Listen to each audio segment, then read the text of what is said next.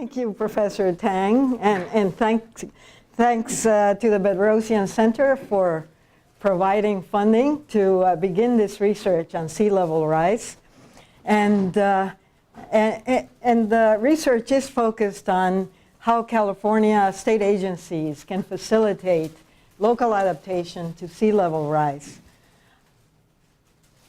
And so what I will do is first develop the policy issue, then discuss the institutional context, a little bit on the research design and the methods, and then some of the results. And not only the results of the actual research, but also some recommendations towards a legislative agenda. Okay. Well, the policy issue can be summarized very, very quickly, and that is that we face tremendous coastal vulnerability in California, and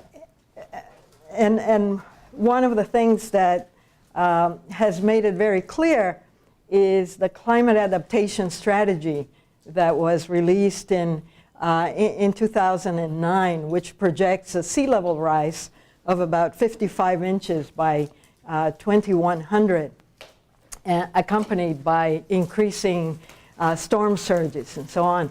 And the vulnerability is increased by the fact that 3/4 of California's population live in coastal localities where already the risk of flooding is very high.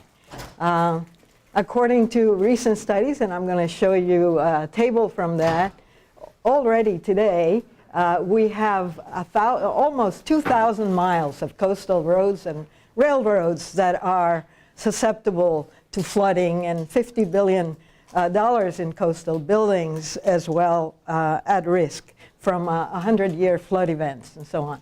So here I have to show you that California has adopted projections for sea level rise that are rather strong, especially when compared with the IPCC reports and so on, and it has continued to be consistent in its projections.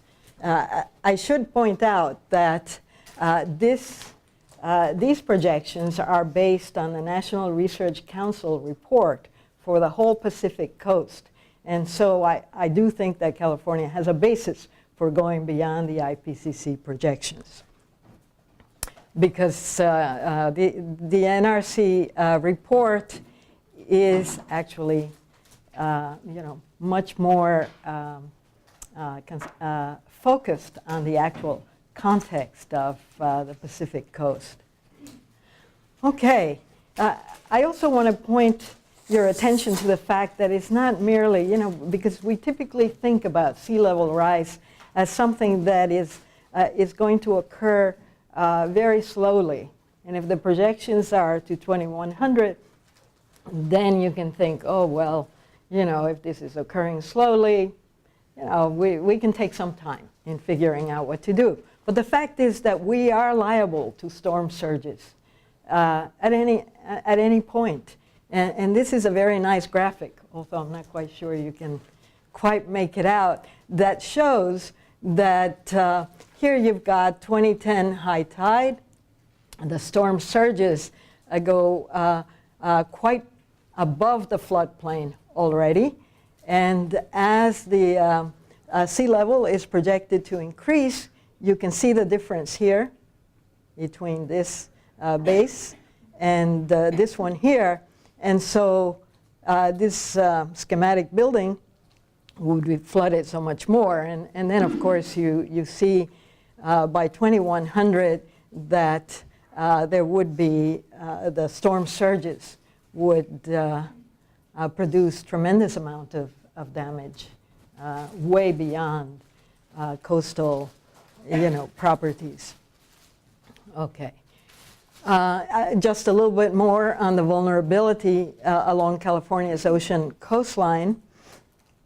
And this map, also again you can't see it too well, shows high vulnerability in red, very high vulnerability in red, and then orange is high vulnerability. And so you can see from this map that there are certain areas in coastal California that are much more susceptible to sea level rise than others. And you can see that, of course, around the San Francisco Bay Area is one of those, but then you also have quite a lot of vulnerability in the Ventura area, and definitely in the LA and Orange County and the San Diego areas as well.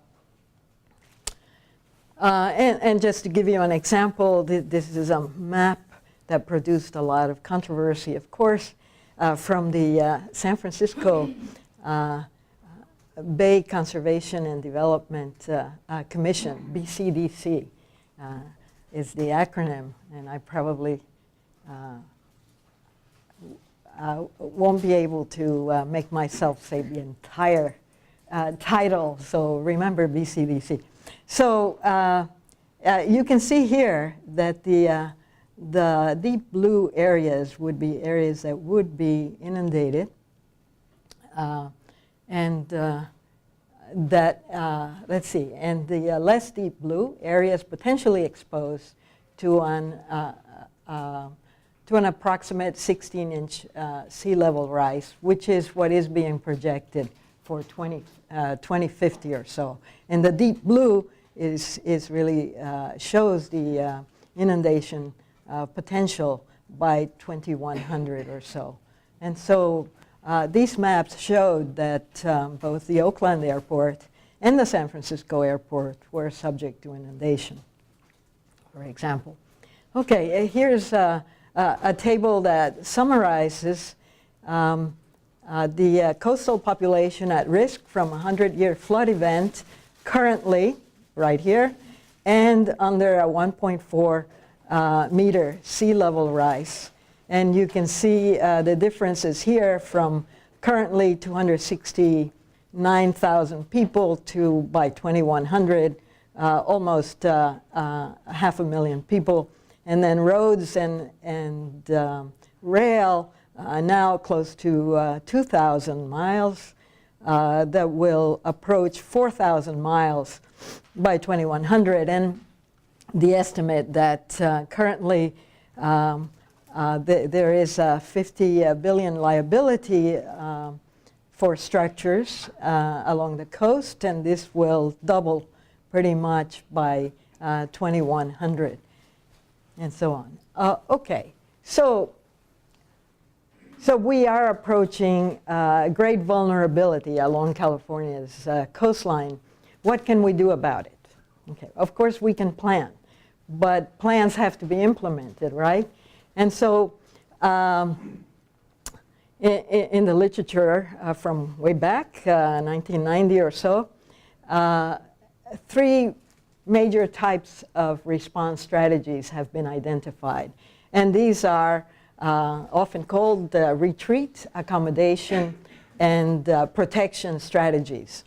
Well, if you take a look at these nice little drawings that go back to the IPCC reports, here is a depiction of the present situation, and here you've got a little structure here. With retreat, basically it means you are abandoning the area to sea level rise, and so the structure basically has moved inland, right? And so retreat strategies do not attempt to protect the land from the sea, and in an extreme case you may abandon the property, but these are the extreme strategies. Accommodation strategies, as you can see from the nice little picture here, people continue to occupy the land but make some adjustments. For example, you can elevate the buildings on piles, or you can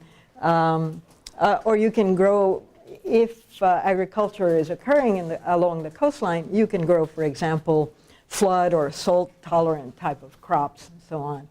And then there are protection strategies, which is what we have been doing so far. And these can be classified as either hard or soft protection strategies. And the hard strategies are the engineer solutions, right? The armoring along the coast, and we'll see some examples of that. Or the soft measures are really beach nourishment, for example, and perhaps making sure that tidal marshes remain, and so on. Okay, but these response strategies present different types of challenges. Protection strategies, especially the hard protection, but also the soft protection strategies, protect under predictable circumstances, right? And the thing is that if you do have a large storm surge, your best walls, seawalls, or your best armoring may not really protect you. And so the question is always, how high should we build that seawall, and so on. And of course, it's very difficult for any of us in these professions to be able to tell you exactly, because you cannot predict the storm surges, for one. And so these strategies, face the problem of uncertainty. Accommodation strategies require changes in local ordinances, in regulations, in standards, and we'll take a look at some of that. For example, elevating structures will require some changes in building standards and in zoning as well. And retreat strategies are likely to require legislative changes, and they face legal challenges.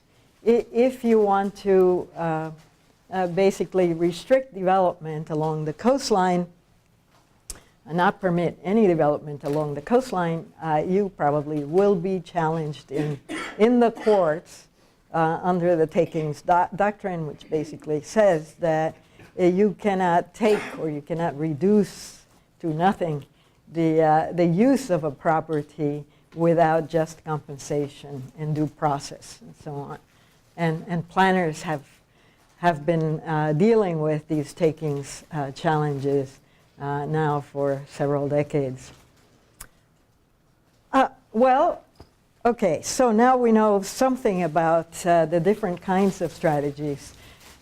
The fact is that this subject is important because the state is encouraging local communities to develop adaptation plans, right?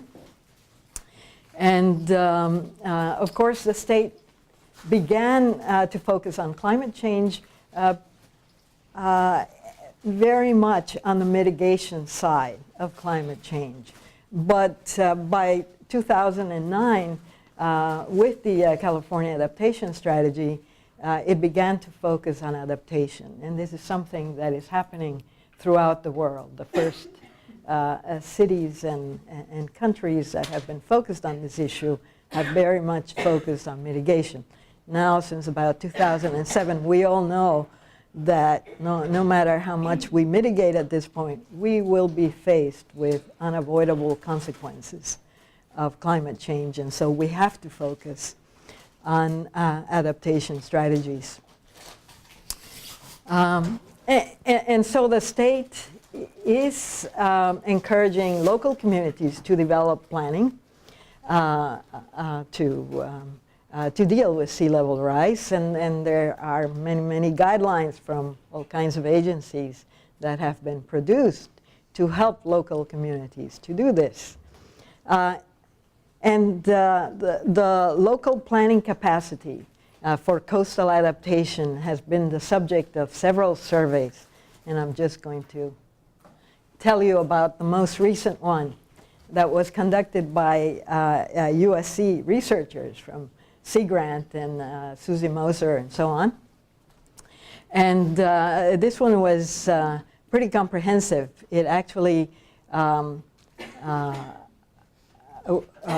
used the survey to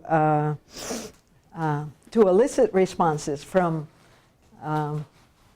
2,400 coastal professionals. So it was very thorough in its coverage, and it did get a very good response rate of 25%. And the survey focused on the knowledge of climate change, where these coastal managers are with respect to adaptation planning and decision making, their familiarity with specific adaptation strategies, and what they see as barriers to adaptation, and the types of information and training needs for climate adaptation planning that coastal planners have. And I've just, here on this side, you have a table that shows the response to the question of whether, to what extent these coastal professionals are familiar with different adaptation options. And as you can see here, of course, about 70% of them or so, 3/4 of them, certainly know about armoring. All right? Well, we don't have to worry too much about that, but and they also know about beach replenishment, sand replenishment, and a bit about low impact development, because that has been certainly an issue here in Southern California and in other parts. But then the knowledge about these other strategies drops quite a bit. Some new local ordinances like rolling easements, flood proofing, very little. Managed retreat, again, what maybe a little over 40%. Land acquisition, a little over 50%, and so on. So the focus of my research was really on implementation. Okay, so we know that local coastal managers need training and better information to develop plans. But suppose they have developed plans. To what extent can they implement these plans? So that's really the focus of this. And some of these response strategies are definitely within local jurisdiction. Local jurisdictions can change their local ordinances, such as zoning and so on. But with respect to other strategies, local governments are really creatures of the state, as we all learn in policy school, right? And so my focus has been on how state agencies can facilitate local adaptations to sea level rise. Okay, now we shift now to the institutional context, which is rather complex. I think the first thing to understand is that California really has a long history of environmental planning and institutions. Even before the federal and National Environmental Protection Act of 1970, San Francisco developed, the state developed a very unique institution, the San Francisco Bay Conservation and Development Commission, which dates back to '65. And that commission was really focused on trying to manage the filling in of San Francisco Bay for development. So it wasn't really focused on sea level rise at all. Also, the California Coastal Commission was established in 1972 by voter initiative very soon after NEPA. And it was made permanent by the Coastal Act of 1976, and which was in response to the federal Coastal Zone Management Act of '72. The Coastal Commission has regulatory and permitting, is the regulatory and permitting agency for California outside of the BCDC territory. And so that's the first complexity in the system, that you've got two major permitting agencies along the coastline, And so you've got BCDC and you've got the Coastal Commission. And they have different permitting jurisdictions, which hasn't been reconciled. The Coastal Commission has jurisdiction within 1,000 yards of the shoreline. BCDC between the shoreline and 100 feet landward for structures and dredging. BCDC is responsible for a bay plan. The thing about the Coastal Commission is that it does implement coastal development plans and approves plans for local governments. But once the local governments develop their local coastal programs, LCPs they are called, which specify the land uses and development goals and zoning ordinances along the coastline, and once the commission certifies them, then the legal right to permitting and so on really falls on local governments.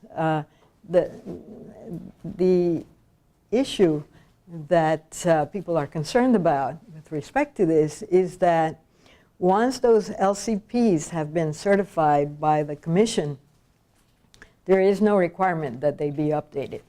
And many of these date back to the 1980s or so, way before we were concerned with sea level rise. And also there are gaps. Not all communities have developed these local coastal programs. This is not very good, but just to give you a sense of this, this is a map that shows which communities in the South Coast areas have these local coastal programs. And I'll just point out that Los Angeles County does have one, but only for certain segments. Los Angeles City doesn't really have one, or at least as of 2011, didn't have one. And Santa Monica has some, but it's missing the, what is this? Well, Santa Monica has a land use approved, right, certified, but not an implementation plan. Right, right, exactly. LUP means land use plan. So the LCP includes not only the land use plan, but also zoning ordinances and so on. So, and plans are not quite zoning. So there are issues as to how much, well, okay, we don't want to say anything about Santa Monica. But all right, so you can see that not all of the coastline really has these LCPs from this, or LUPs. Okay, so we wanted to convey to you, and Elena Maggioni has been my assistant on this. I'm glad you piped up here. And Elena is responsible for this nice graph here.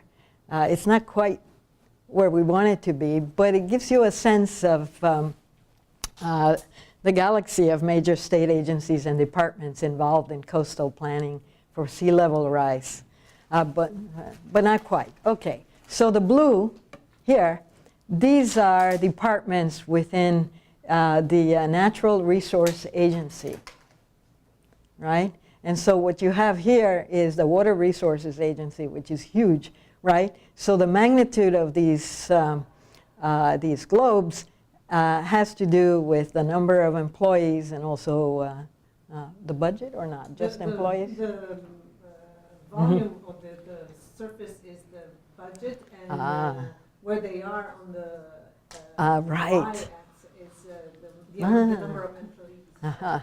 Okay, so right. So you can see that there are quite a number of them. And I should just point your attention to the Ocean Protection Council, which is really supposed to be the coordinator of these efforts along the coast. And they are very tiny. And I think we magnified. Yeah. We magnified it so that you could see it. Basically, they have 8 employees. And so it's very tiny, especially compared to the water resources.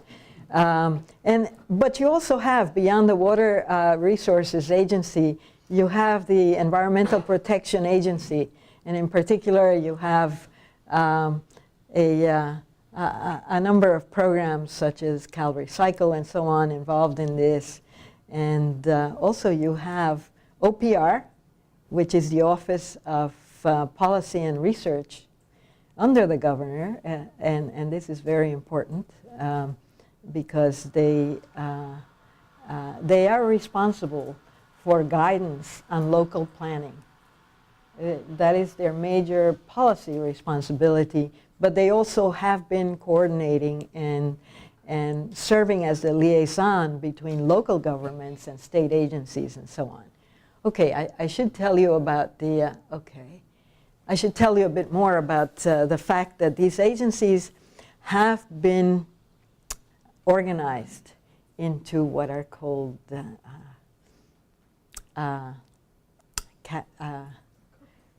kittens, I guess. Right. Out of the California Adaptation Strategy to try to organize the state agencies to produce that strategy, the state basically appointed representatives to the California Adaptation Team. And it was a team, CAT, that basically produced that report. So since then, the agencies have been organized, at least representatives from these agencies have been organized into what are called the kittens, because they have cat on the end of their names. And so the agencies involved in coastal management are called COCAT agencies, Coastal and Ocean CAT, so on. It's more than you need to know. But nevertheless, the fact is that these COCATs have been very influential and so on. And so we haven't quite gotten to a point where we're comfortable with displaying some of these relationships, but soon we will. Okay, so let me tell you a bit about the research design and methods. So originally, the research was meant to conduct a literature review and to do surveys and interviews of state agency key officials. As we were conducting the research, the Sea Grant survey was being administered, and so it just didn't seem necessary to do another survey of coastal managers at that point. And so we focused on the in-depth interviews, and in particular, we wanted to get the views of the key managers of these major agencies involved in coastal sea level rise. And so we were able, I was able to interview several directors and deputy directors of, for example, the Office of, the Ocean Protection Council, the Office of Policy and Research, BCDC, the Coastal Commission, and a deputy from the Environmental Agency, Environmental Protection Agency, and so on. And with respect to the literature reviewed, we have reviewed the literature quite extensively with respect to sea level rise risks in California, adaptation strategies, sea level rise management, the governance of adaptation, the institutional barriers and barriers to retreat and relocation strategies and so on. And these are some of the general findings that there is a mismatch between local and regional strategies, and we get that from some of the Australian experience. And of course, that leadership is important, and the sectoral approaches to sea level rise are real hurdles, and so on. These are things that we know about most kind of institutional changes, that top-down and bottom-up approaches have strengths and weaknesses and so on, and that there is a lack of methodological tools to take into account the diversity of local contexts and so on. But okay, so then the interview protocol was rather somewhat long, but it consisted of two parts. The first part focused on agency more general responses to sea level rise in their plans and programs. And so I asked questions about the updating of plans, studies, research related to sea level rise, technical assistance that these agencies have provided to local governments, whether they have modified any permitting policy, whether they have encountered new conflict or cooperation with other agencies in addressing climate adaptation to sea level rise. And then the second part focused on the specific strategies. And these are the ones that I asked about. Seawalls, sea gates, elevating buildings and infrastructures, flood resistant materials, new types of ordinances, tidal marshes, restricting development, purchasing coastal property, and so on, even insurance. And as I think I mentioned already, the findings are that there are many guidance documents that have been produced in the last few years from the Coastal Commission that just came out within, what, 2 weeks? Within the last 2 weeks. State Lands Commission also had a report, OPR, water resources, the Department of Water Resources and Emergency Services, and so on. And also that there has been some grant funding for studies and local plans, but at most the funding has been in the range of a couple of $1 million versus the need.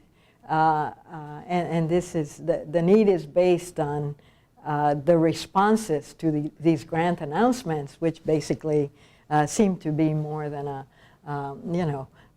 50 times what the agencies have to provide to local governments. And one of the major technical trainings programs that the state agencies have developed has been developed by BCDC, this Adapting to Rising Tides, and it is a pilot project which they hope to be able to offer across the Bay Area. And basically what they're doing is training the locals how to do adaptation planning, going from vulnerability assessment on to the other steps in planning and so on. And that seems to be rather popular and so on. Okay, modifications to permitting policy. Definitely Coastal Commission has modified its permitting policy. BCDC has also, and what they have done is use, they ask any kind of applicant to use the state guidance on the projections of sea level rise that we just went over, and to take that into account in whatever applications they have.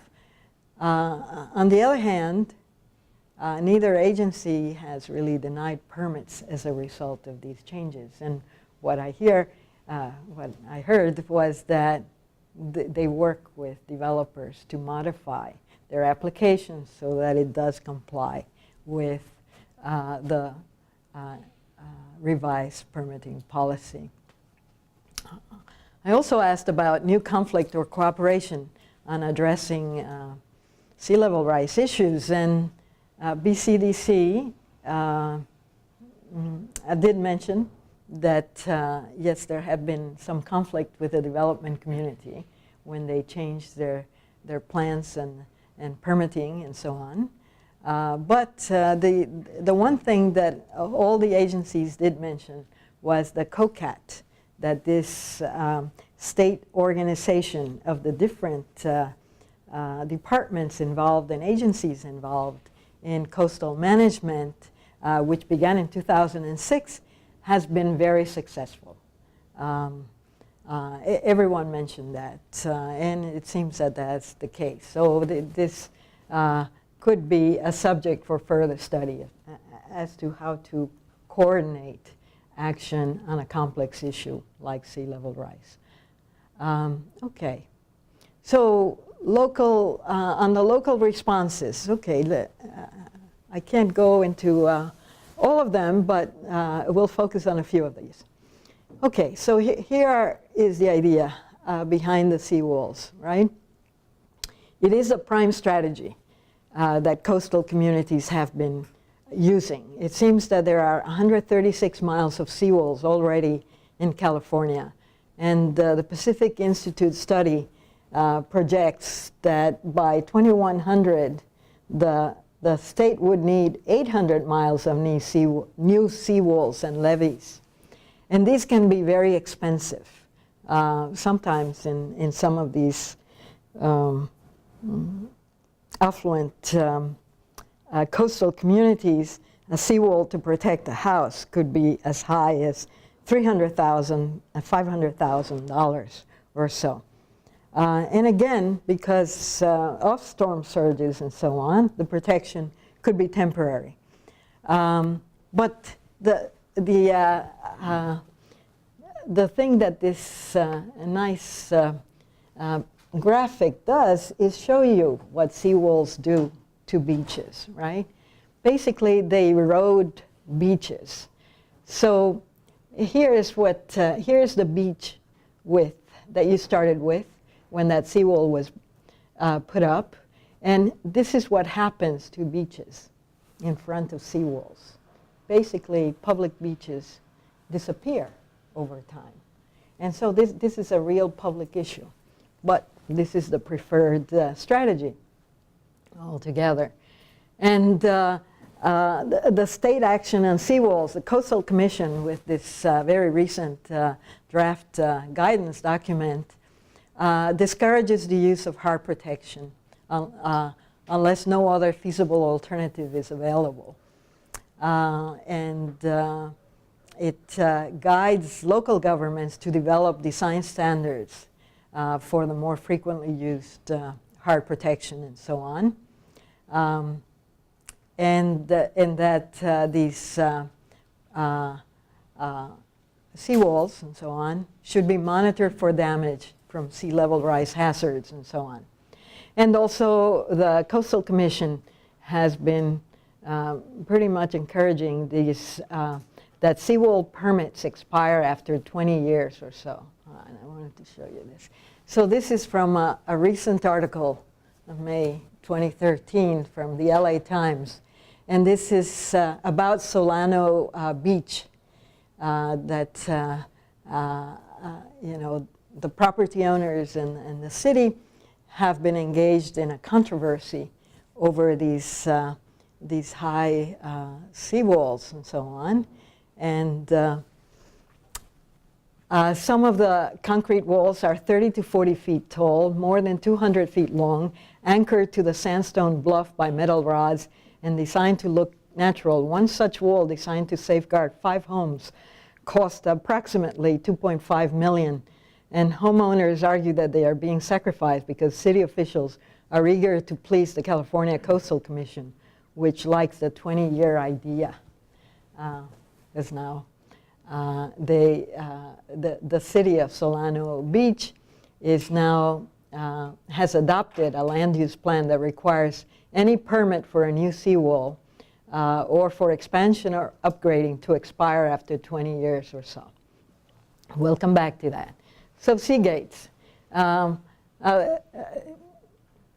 Nobody seems to have heard a concrete proposals for sea gates, although it has been talked about for San Francisco Bay, but even BCDC didn't think it was the time yet to talk about it. However, Newport Beach seems to be considering a tidal gate that would cost them about $215 million and so on. And so for certain areas, like Newport Beach and the San Francisco Bay, I think that this will be an issue for the future. And it will be costly, certainly for San Francisco Bay Area. And elevating buildings, okay, and flood-proofing buildings. These are things that cities can implement, but building standards typically are statewide. And for example, California's Cal Green, which was just implemented, was really something that the state put together and promulgated. And so the state can facilitate both the elevation of buildings and flood-proofing buildings through building standards. The Office of Policy and Research would need to initiate it, but it's really the Building Standards Commission that would be in charge of the building standards for coastal areas with respect to these accommodation strategies. TDRs, just an example of a type of retreat strategy. They're not easy to implement. On the other hand, the transfer of development rights provides an opportunity to link a sea level rise strategy to transit-oriented development or sustainable community strategies with the compact communities, or TODs, as receiving areas. But TDRs may not really be feasible within small coastal local governments. There may not be a receiving area within the same local government. And so it may be that the TDRs really are a more viable regional type of strategy, as in Washington State, for example, in which case the state could set the framework by designating MPOs or counties to establish these TDR systems. And TDR systems may really require banks or markets to run properly as well. And so the state, I believe, need to go beyond just saying that this is a strategy that can be used. It needs to go beyond that. Okay, so there are the legal challenges, and of course you won't be able to see this, but there is a very recent article by Herzog and Hetch from UCLA Law that has been examining the different strategies in terms of legal liabilities. And what they conclude here is the fact that the armoring, both soft and hard, don't really seem to pose major problems in terms of legal liability. But the retreat strategies do. For example, a regulatory prohibition of hard armoring, they feel, has a high risk of adverse taking rule. And regulatory setbacks based on sea level rise projections and erosion estimates could also preclude development on some properties and be liable to a takings. And the transfer of development rights also can be vulnerable, and so on, to takings. And so I just want to end this with an initial legislative agenda that takes some of this into account based on the interviews and our review of the documents and literature and so on. Okay, one of them, which is an easy one, is this, the fact that the California Environmental Quality Act, according to some recent court cases, only works one way, and that is it is, according to the courts, it is supposed to test for the impacts of development on the environment and not the other way around. That is, on the impacts of sea level rise on a project itself. But there is another court case that has ruled that agency rules that incorporate SLR can be applied under CEQA.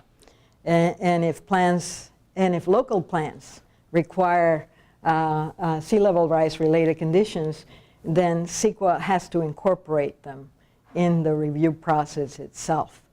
But these are a patchwork type of solutions in a sense. There is a bill in the legislature, it hasn't been passed, that would amend CEQA to take that into account. But I think it's very important to incorporate the effects of sea level rise on projects altogether. And so I think it's important to think about amending CEQA to do this.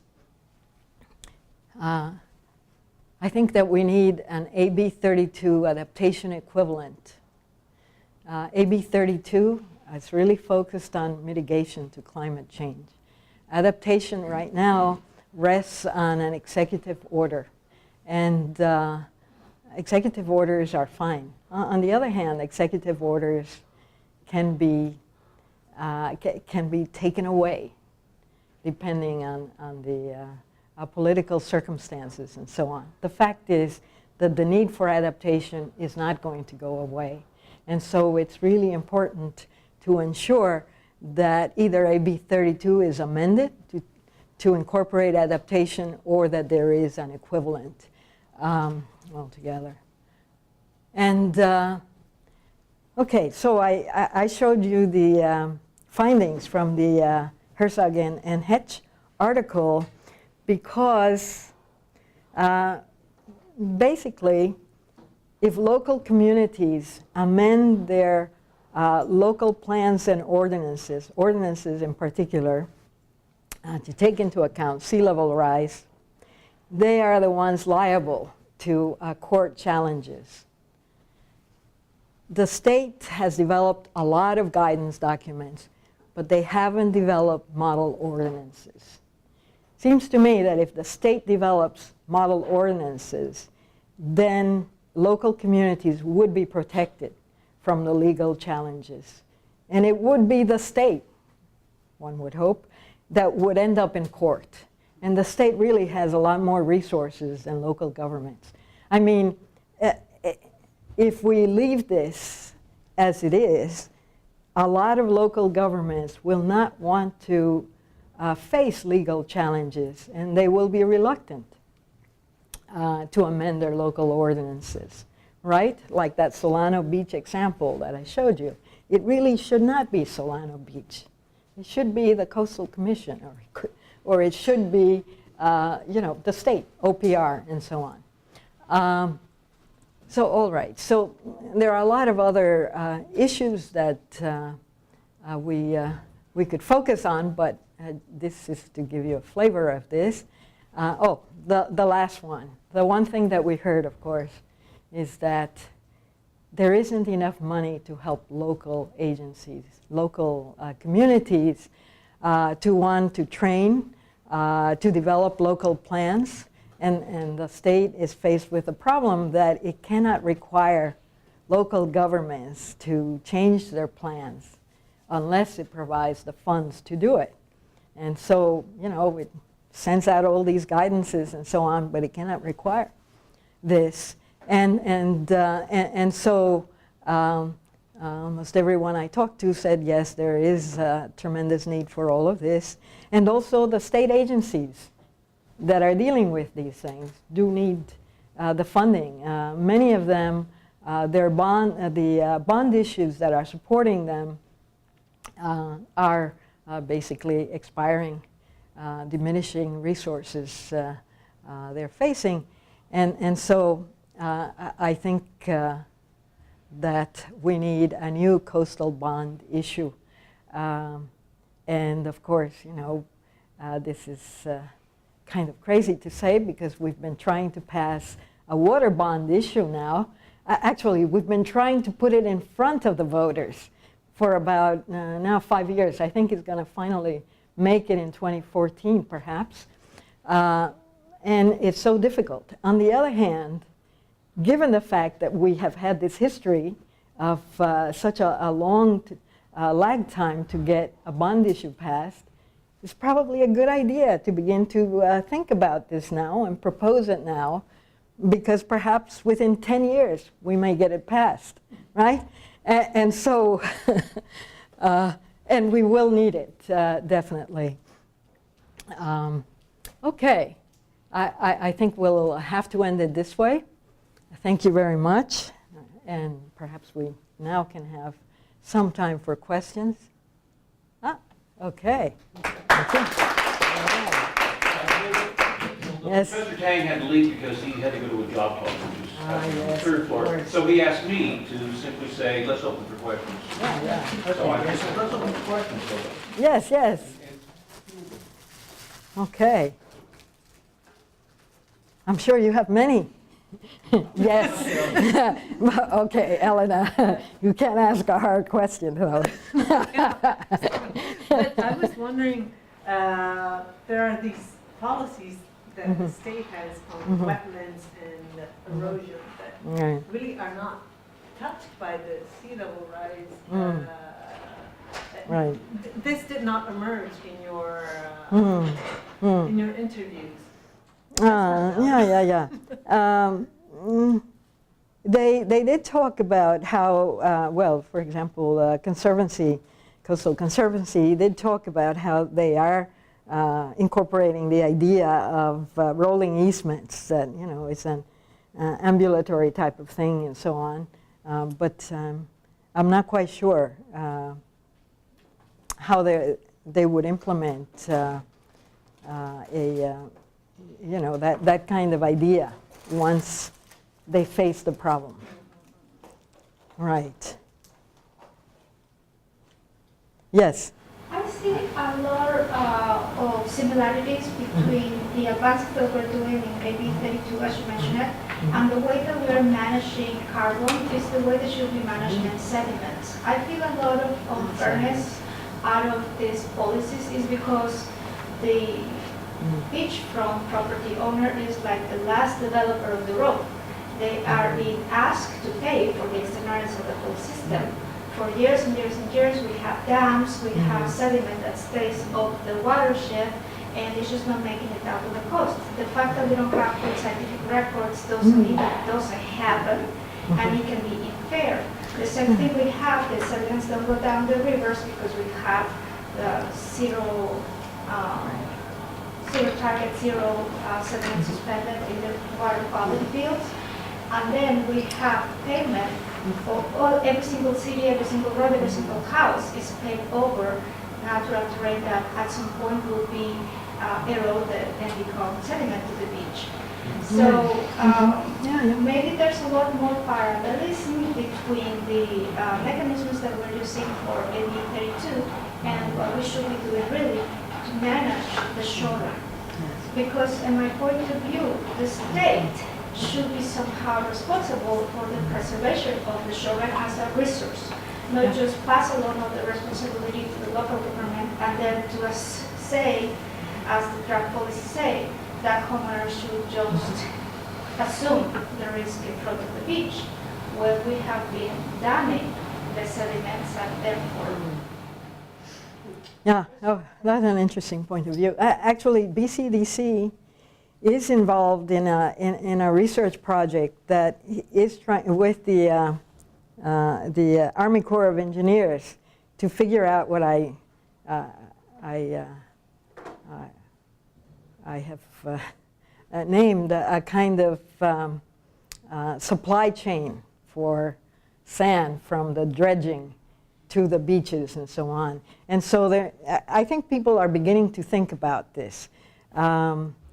On the other hand, there are real issues here about, you know, yes, I think that we do have to nourish a lot of, well, a number of the beaches. We probably will continue to provide more sand for many of the beaches, but at one point or another, we may have to make decisions on some of the beaches as to when you stop, because this is costly. It's not merely an issue that there is sand somewhere, but it's also an issue of transporting the sand and so on. But I'm sure we can have a very long conversation on this. Yes? I was just going to say, just as, first of all, I think it's fine on your interviews, and you've given the people you interviewed, you've kind of captured a static picture, since today's picture, this last summer's picture of where they are. I'd only mention that, as you know, but if others are interested, there are conversations going on right now at the state level of what to do about this. Right. And the Little Hoover Commission, as you know, has had 2 hearings. If you're interested in local responses to these challenges of the sort from the people you interviewed, they all gave testimony, or many gave testimony, at the Little Hoover Commission. You can watch it on video, you don't have to read it. Or you can read their testimony. It's on Little Hoover Commission's website, which is fascinating. It's more of what you said. But if I just may touch on one, neither the Coastal Commission nor BCDC have authority to deal with stepping back. They both have authority for protecting the present and not allowing further incursion into the bay or along the coastline and so forth. So they were designed in the 1960s and 70s when sea level rise, climate change were not on the policy horizon. And they gave testimony that we're doing a great job, but we can't do the job of dealing with sea level rise. Right, exactly. And this is why, in a real sense, the state has to step up and somehow or another address the potential legal challenges. And I will project, this is a political projection, yes. That's all going to happen in the next round of administration. Very good. Let's hope. That presumes an election outcome? Yes. And an agenda that comes with that election. That's right, that's I right. could be wrong on both scores, but Yeah. my projection. Right, and it may be included in a legislative bill that will incorporate adaptation in a similar way as mitigation. Right. Okay. Right. Anything else? Where are you going to go next with this research, Hilda? There's so much still. I mean, the literature review is about 50 pages or so. Synthesis is needed. Yes, and there are many other issues that I didn't really go into that came out of the different interviews and so on. For example, insurance is an issue that intrigues me quite a lot. And many of the agency heads that I talked to basically said, well, you know, insurance may actually solve a lot of these problems. Private insurance will solve many of the problems. But they have been very slow to act here. And, you know, I question, well, you know, there is an insurance commissioner and so on. So far, he hasn't really focused on this, but supposedly he will in the next, yes. He has. California Fair Plan, for all of you don't know, it has to do with the pool, the residual pool the state runs for fire protection, and so affects climate change, or affected by climate change, right. throughout the forested areas of California.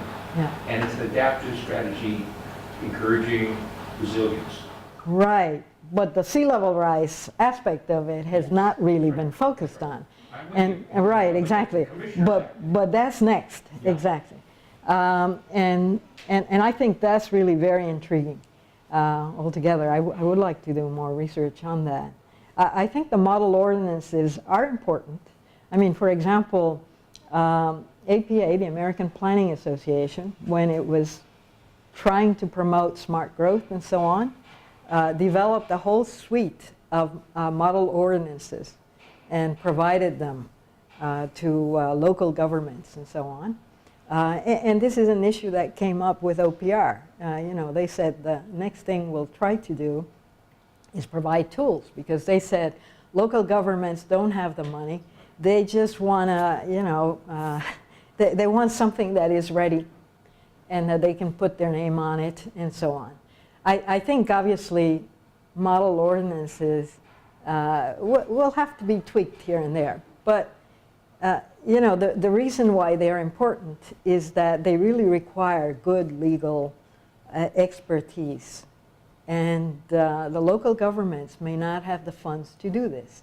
The state could draw on its legal team, they have a good legal team, to develop such ordinances. And this would quicken local responses to sea level rise. Yes? The problem with that approach is that we are dealing with literal process, and they are very localized, and they're very different. So I think the state so far has been doing a lot of characterization of coastline, and is trying to find similarities, so when they develop one policy, can be applied in several parts.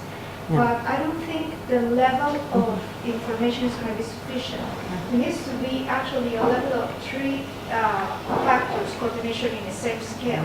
It's the economical power to actually do something about it, the legal and political authority to do it, and regional measurements.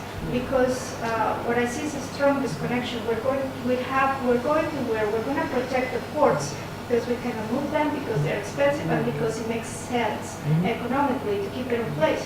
But then we're going to let everything else erode because they're just homes. It just really doesn't make any sense. Yeah, well, I do think that you probably can characterize a number of different types, and that you could develop model ordinances that respond to the different types.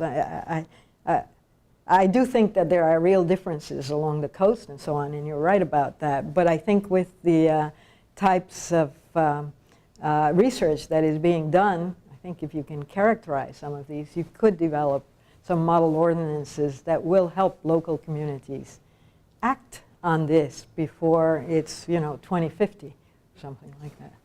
So, right, yes. I was just on that point, Hilda, I was interested, are there other entities other than the state or the local that have the legal expertise to sort of like do sort of models maybe based on sort of size? Is it like NGOs or environmental organizations or nature conservancy that says, this size community, you might want to look. I mean, I don't know if that work is being done or if anybody suggests that maybe think tanks or something like that work on models that could be modified. Hey, I think universities could help with this, for example, if we obtain the funding. The worldwide organization at our level is developing this. The East Coast, all along the East Coast now, these issues are being developed by states, particularly New York and New Jersey. The federal government's looking at it, but looking is not doing it. Right, exactly. Right. So yeah, I think that's possible. I do think, the reason that I say that it's really the state that should be doing it is that if there are legal challenges, you want the state to bear the burden and not really the NGO and so on. And the state has, a lot of legal expertise. Exactly. Exactly. Yeah. I was just thinking of it more like sort of like somebody who needs like a tool that they could market, really, honestly, and then that's a shortcut maybe for states or something like that. Somebody else can sort of take, you can do some research, here's some models or something that you can, modify for your particular situation. But some place to start, maybe ask somebody else to start to get the ball rolling kind of thing. But, somewhat. Maybe you're giving Claudia ideas. There are already several initiatives that we are doing with spatial planning and decision support systems. They're actually the Ventura model by the Coastal Adaptation Needs. They're actually the USGS that is doing the Cosmos that starts by modeling the ocean, but then ends up projecting even decision making and develops a scenario with the different communities and things like that. And the Ocean Protection Consortium is also developing a lot of tools that they will be available to the local governments to help them. But accuracy and scale, insist, is a big issue. Yeah, I should mention one other thing, which is that there was a recent case, at the end of the legislative session, Port Wanim, am I saying it right? Right. Basically, this is an area that has been eroding quite a bit. And at the last minute, the last day of the legislative session, a bill was passed and the governor signed it to provide $1 million to shore up this area. And there is great concern that, that this will happen time and time again. that whenever there is an immediate threat like that, monies that should really be going for, for future adaptation and so on will be taken and used to deal with emergency situations. And I thought that was an important point to bring out, because as long as we don't really have our act together, this will happen. Mm-hmm. Right, okay. Right. Anything else? Any other questions or comments? Right. Well, thank you very much. Right, you're welcome. Thank you.